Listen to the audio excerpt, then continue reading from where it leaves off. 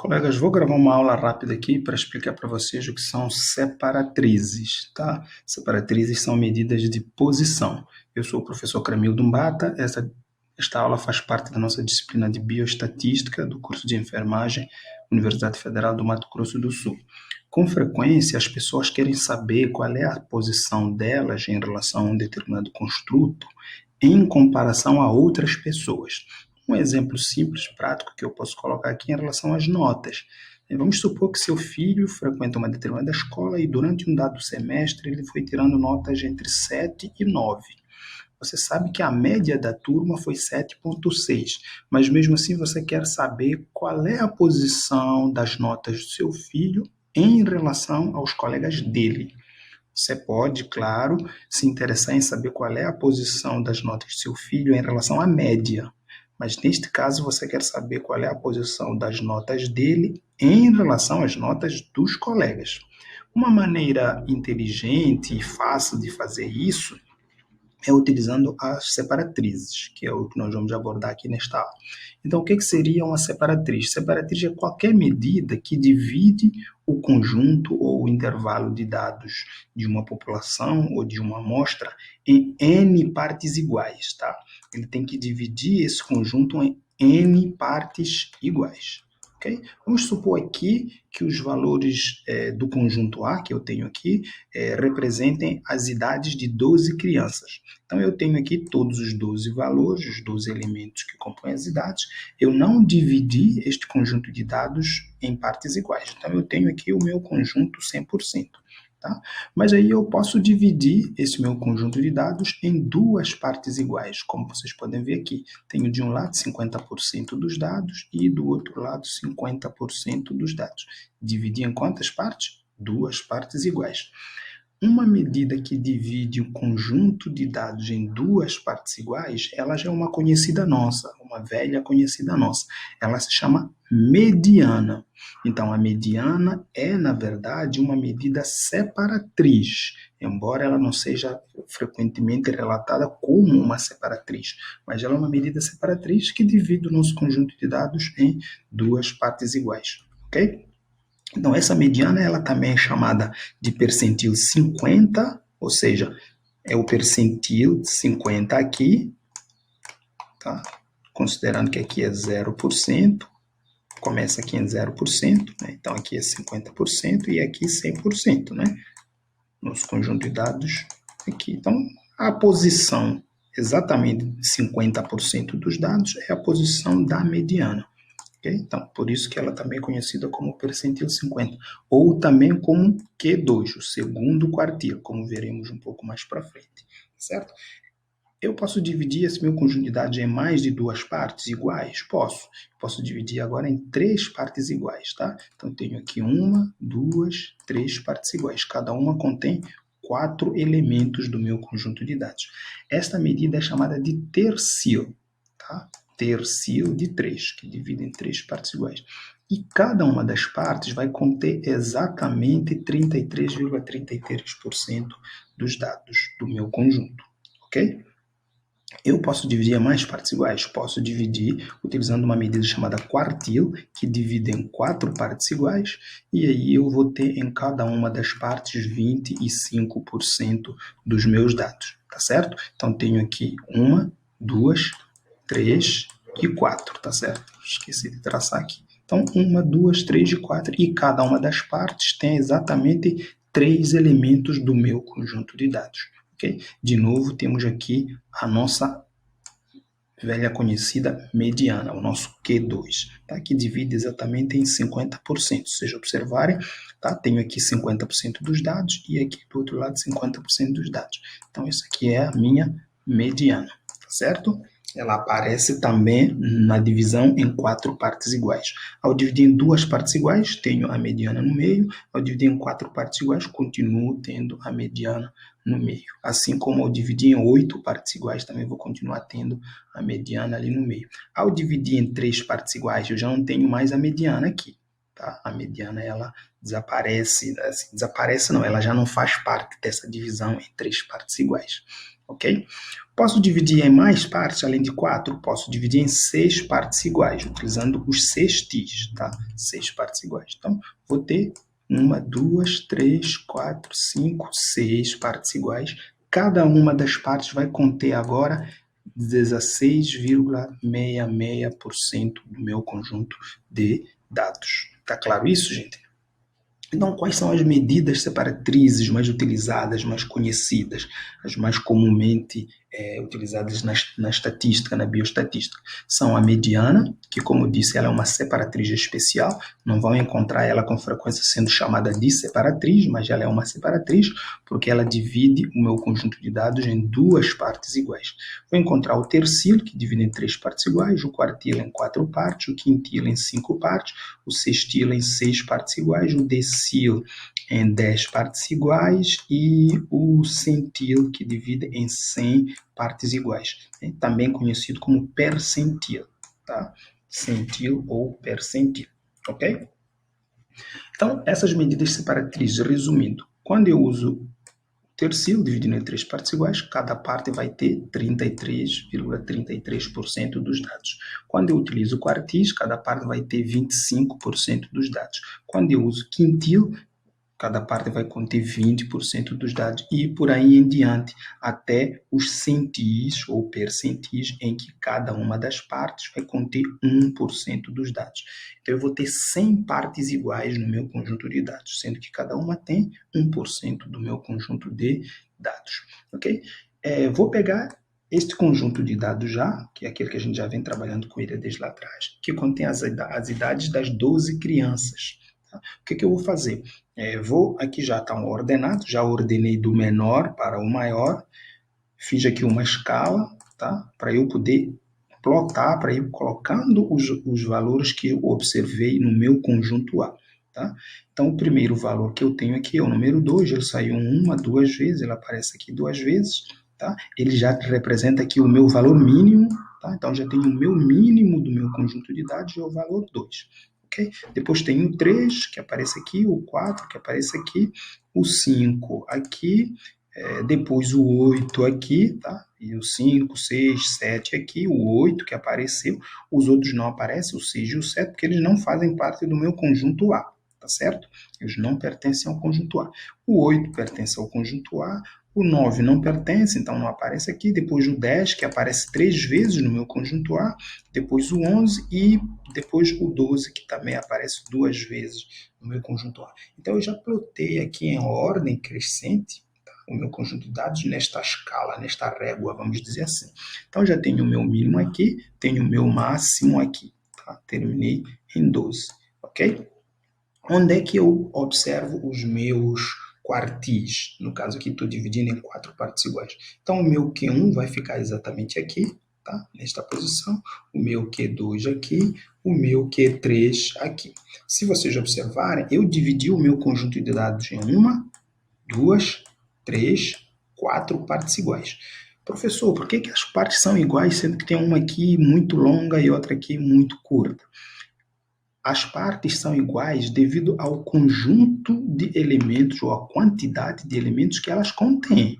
Tá? Eu tenho 3 elementos em cada uma dessas 4 partes. Tá? São 3 elementos em cada uma.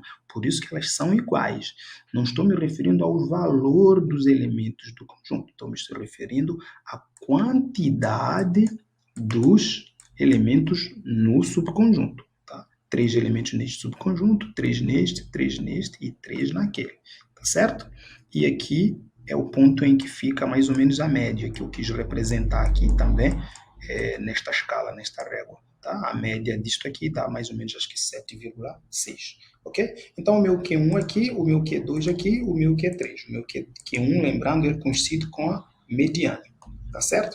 O que eu vou fazer agora? Eu vou pegar esses mesmos dados, vou plotá-los no boxplot, tá? Este é o gráfico boxplot, que nós já vimos, já estudamos esse gráfico, tá? Esse é o boxplot. Então, eu plotei aquele mesmo conjunto de dados num boxplot, mesmo conjunto A, tá? O valor mínimo 1, 2, o valor máximo 12, a minha mediana, que é este traçado aqui que nós já vimos, né, ao estudar o boxplot, está aqui, e aqui é o valor da média que eu quis destacar para que ficasse visível aí para vocês, ok? E aqui eu tenho o meu primeiro quartil, o meu Q1, tá? Aqui tenho o meu Q2, que é a minha mediana, ok? E aqui tenho o meu Q3, tá certo? Ok? E aqui o meu valor mínimo e aqui o meu valor máximo, tá certo? Desculpem a caligrafia aí, nunca sei escrever direito nesse negócio, tá certo? Então, o boxplot, na verdade, o que que ele mostra para mim quando eu olho um boxplot? Eu olho um boxplot, eu estou vendo a divisão do meu conjunto de dados em 4 partes iguais. Então, o boxplot está fazendo exatamente isso. Ele divide o meu conjunto de dados em 4 partes iguais, como eu posso ver aqui. 3 partes aqui, igual a 3 partes aqui, que é igual a 3 partes aqui, igual a 3 partes aqui. Ou seja, 25% em cada uma das 4 partes. 25% aqui, 25% aqui e 25% aqui. Ok? Então, sempre que enxergarem um boxplot, imagine que pensem que ele está dividindo o conjunto de dados em 4 partes iguais, em que cada uma contém 25% do conjunto de dados, certo? Como é que eu calculo, então, como é que eu encontro estes pontos dos quartis? Tá? No caso dos quartis, eu vou utilizar estas notações, ou 1 sobre 4, um quarto aqui, ou 0,25, ou 25%. Ao utilizar o 25%, eu vou precisar, então, dividir no final por 100%, tá? Para poder eliminar percentual com percentual, tá certo?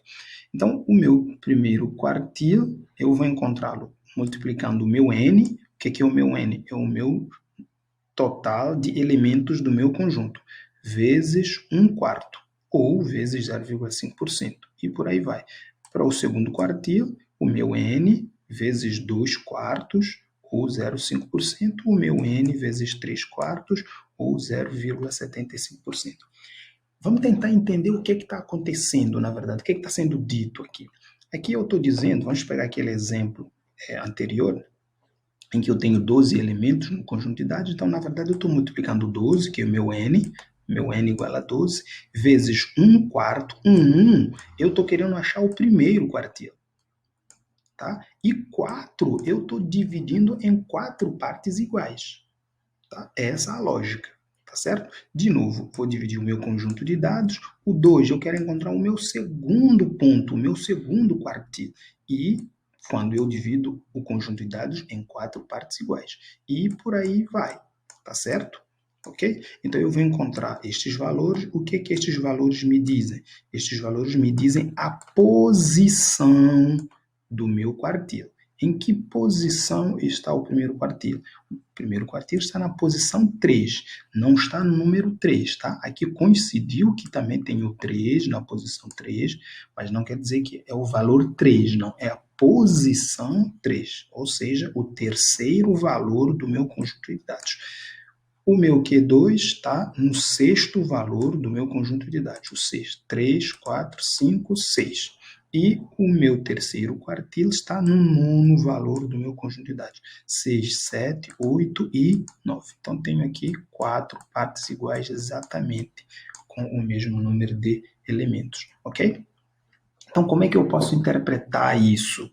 Em relação aos quartis, eu interpreto da seguinte maneira: eu digo 25% do meu conjunto de dados, 25%, eles são menores ou iguais ao meu Q1. Tá? Então, este conjunto de dados aqui, ele é menor ou igual ao meu Q1. Tá certo? 50% do meu conjunto de dados, ele é menor ou igual ao meu Q2. E por aí vai. 75% do meu conjunto de dados ele é menor ou igual ao meu Q3. Eu posso falar isso também para o maior? Posso. Eu posso dizer que 25% dos meus dados são maiores que o meu Q3. 50% dos meus dados são maiores que o meu Q1, maiores ou iguais também, tá certo? Então, é basicamente isso. No R, como é que eu faço para calcular os quintis? É muito simples, tá? Eu vou utilizar a função quantile, ok? Eu coloco dentro da função, dentro do parênteses, o objeto que contém os meus valores. Então, vamos dizer que estes valores aqui, eu tivesse criado eles num objeto chamado cria, aqui num objeto chamado a. Então, eu vou colocar o meu a aqui dentro, tá? Porque eu criei um objeto chamado a, que contém os meus valores. Se o objeto se chamasse x, eu ia colocar a letra x aqui dentro, para ele entender onde estão os valores para os quais ele tem que calcular os quintis, tá? Já falamos um pouco disso lá nas outras aulas.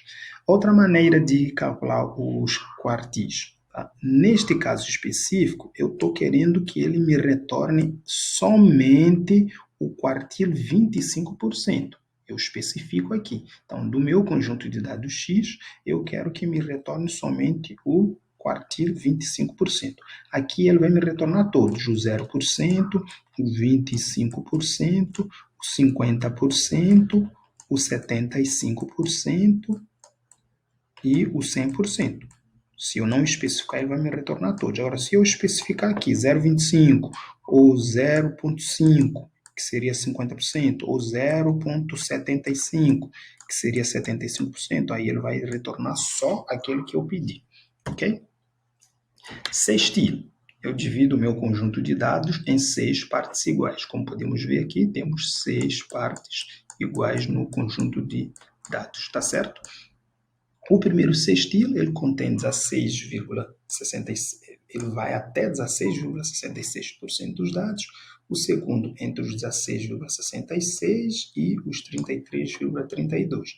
E por aí vai, tá? Lembrando que cada uma das partes vai conter 16,6%, 16,6% em cada um.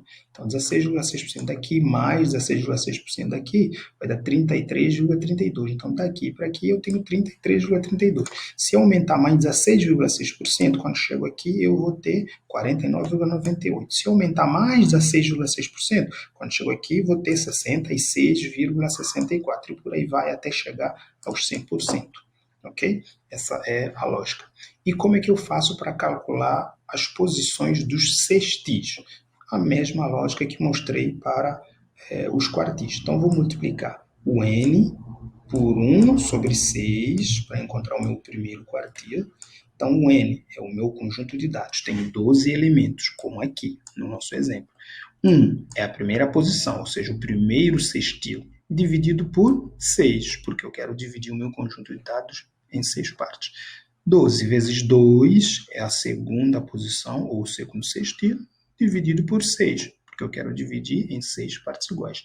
Lembram que lá atrás, quando a gente estava dividindo em 4 partes iguais, a gente foi dividindo estes valores, o 1, o 2 e o 3, por 4. A gente substituiu aqui por 4. Tá? Agora eu estou dividindo por 6, então vou substituir por 6. Aí eu quero dividir em 5 partes iguais. Eu vou substituir isso aqui por 5. Vai ser 5 em vez de 4. Tá? Vai passar a ser dividido por 5. Eu quero dividir em 10 partes iguais. Vai passar a ser dividido por 10. Tá? Eu quero em 8. Vai passar a ser dividido por 8. E aí encontro as posições dos meus quartis. Lembrando que não são os valores dos quartis, dos sextis aqui neste caso. São as posições em que eles se encontram. A posição 2, 4, 6, 8 e 10. Então, posição 2, o segundo, o quarto, o sexto, o décimo e por aí fora. Tá? Outros cálculos para outros percentis ou outras medidas separatrizes. No caso do tercil, eu vou dividir em 3 partes iguais, não é? Aqui, ó, vou utilizar então o 3 para encontrar o primeiro tercil do meu conjunto de dados. A decil, eu vou dividir em 10 partes iguais. Vou usar o 1 aqui e o meu conjunto de dados. Centil, eu vou utilizar o 100 aqui, porque eu vou dividir em 100 partes iguais para encontrar o meu primeiro percentil. multiplicado pelo meu conjunto de dados. Eu quero em 8 partes iguais, então eu vou calcular o meu n vezes 1, para encontrar a primeira posição, claro, dividido por 8. Aí quero encontrar a segunda posição, vai ser n vezes 2 dividido por 8. Quero encontrar a terceira, a quarta, a quinta. Na quinta posição vai ser n vezes 5 dividido por 8. E por aí vai, tá? Até chegar na sétima posição, que vai ser a última, ok? Lá no R, eu posso fragmentar mais ainda. Por exemplo, nós já vimos como é que eu faço para encontrar o percentil 25%. Se eu dividir em 8 partes iguais, eu vou precisar encontrar o percentil 12,5%. Eu posso escrever 12,5% desta maneira, ou posso escrever 12,5% desta maneira lá no R. Tá? Ele vai estimar para mim o percentil 12,5%. E aí eu posso fazendo um por um. Eu encontrei o percentil 12,5%, depois vou para o percentil 25%, e depois 25% mais 12,5 vai dar 32,5, aí vou para o percentil 0,325, que é o próximo. E aí vejo o próximo que eu vou encontrar, no caso de dividir em 8 partes iguais. Ok? Eu posso fazer equivalências entre os meus quartis, quintis, decis, tercis para percentis? Posso. Então, vamos pensar assim. Quando eu divido em 4 partes iguais, eu tenho 3 marcos, 3 pontos de divisão. Eu sei que o primeiro ponto é a posição de 25%, o segundo de 50%, o terceiro de 75%. Então, eu posso ir diretamente procurar a posição 25%, depois a 50% e depois a 75%. Eu vou ter o meu Q1, o Q2 e o Q3. Se eu estou dividindo em quintis, eu vou precisar dividir em 5 partes iguais. E eu sei que quando divido em quintis, eu estou dividindo de 20 em 20%, não é isso? Aqui era de 25 em 25. Pular de 25 em 25. Aqui eu estou pulando de 20 em 20. Então, o primeiro que eu vou encontrar, a minha primeira posição, do primeiro quintil, é o quintil de percentil 20%. Então, vou lá, procuro o percentil de 20%, aí jogo mais 20 em cima, vou para o 40, jogo mais 20 em cima, vou para o 60, e jogo mais 20 em cima, vou para o 80. Depois do 80, eu vou para o 100, que é o último. Tá certo? Para os decis, eu estou dividindo em 10 partes iguais. Vou fazer a mesma coisa. Aqui eu não estava pulando de 20 em 20, agora eu vou pular de 10 em 10. Então, qual é o primeiro que eu vou encontrar? É o de 10%. Percentil 10%, encontrei. Agora vou pular mais 10 em cima, vou para o 20, depois para o 30, para o 40, para o 50, 60 e por aí vai, até chegar no 90 e depois no último, que é o 100. Geralmente o último não preciso calcular porque já está certo lá o marco, né? É o 100, é o último. Tá? O 0 também não preciso calcular porque eu já sei que é o primeiro. Tá? Então eu vou precisar de quais? Vou precisar dos que estão no meio aqui. Ok? Só para a gente pensar um pouco, botar a cabeça para funcionar. Quando eu estiver trabalhando com tercis, então, como é que eu faço a equivalência para percentis? Lembrando que tercis eu estou dividindo o meu conjunto de dados em 3 partes iguais. Se são 3 partes iguais, eu vou ter o quê, gente? Vou ter 33,33% dos meus dados em cada uma das partes. Então, qual é a primeira que eu vou encontrar? O meu primeiro tercio, meu T1, ele vai ser igual a quê? Vai ser igual ao percentil 33,33%. E quem será o meu segundo terceiro? O meu segundo terceiro vai ser o dobro disso aqui. Então, vai ser o percentil 66,33%. Ok? E aí eu consigo dividir o meu conjunto de dados em 3 partes iguais. Tá certo? Então, para esse vídeo não ficar muito longo, vamos parar por aqui. No próximo vídeo eu gravo os exercícios. Bons estudos.